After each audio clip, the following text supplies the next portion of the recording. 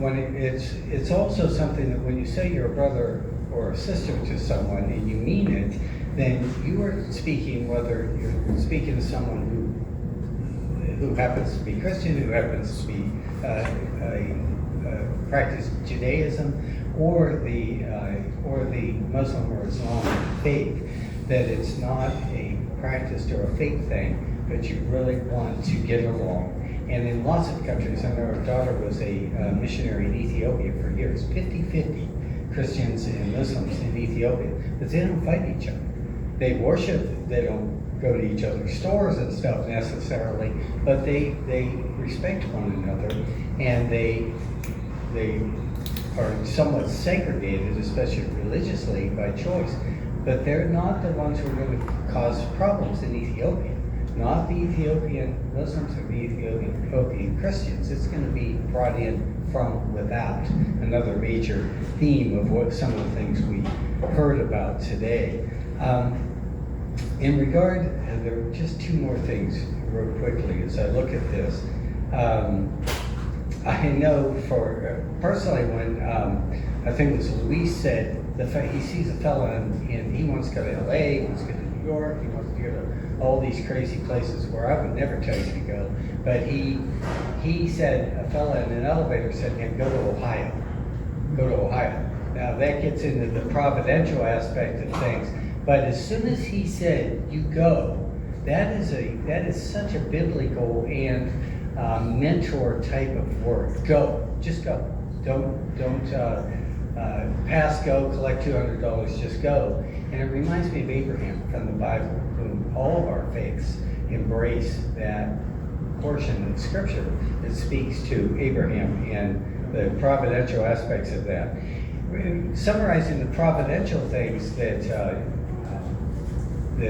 Frank spoke of, here's the bottom line. America is a place, providentially, that God has brought together for his purposes. He's made America, like Frank said, this guy is an American. He may be Sudanese, he may be this or that, but he's an American, or she's an American, and that is providential. God has ordained a place where people can come together, where people can, if they're willing, work together and abide with one another and love one another, even though they're different. So there was more from our group, but thank you. So there were some comments about that you can't have freedom without discipline. So there's certain laws and orderly conduct that are expected of Americans to keep our civilization going, and the whole cultural aspect of, we are diverse people, but we can really get to know each other. By getting to know each other, we promote unity, we promote understanding. So it's really important to develop those lines of communications and not be fractured or balkanized. So our common American heritage, from the very diverse groups, of course, centers around our founding documents and understanding our Constitution, our Bill of Rights, and that's our common, uniquely American heritage. And it's noteworthy that many of the folks that have spoke, including Luis this morning, just emphasize the fact that many have come here in recent years from other parts of the world where they might not enjoy the kind of culture, the freedoms, the nature of our republic.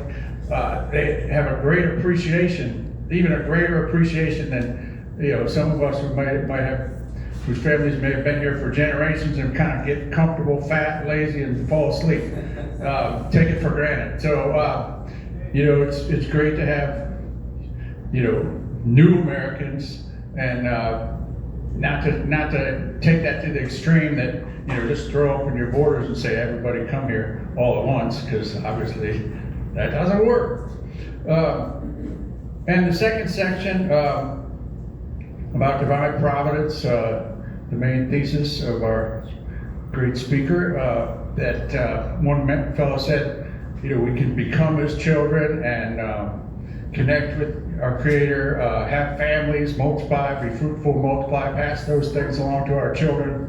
That's one way to connect with divine providence. Another woman said, we really have to depend on divine providence.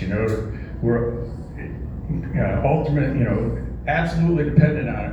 And then another person said we get power, from divine providence. So, and also what comes to mind for me is that we are agents of divine providence. God is invisible. He works through mysteriously, but He works through our human agency. And so we are His agents, His arms, His feet, His hands, and so we got to get to work. And one more PS that one of our members said, that he'd like to see a few more examples, concrete examples of maybe some of the enemies we face, put a name and a face to it, and some more practical applications of how we can fight those enemies. So, and maybe our later speaker will get into that. So, thank you.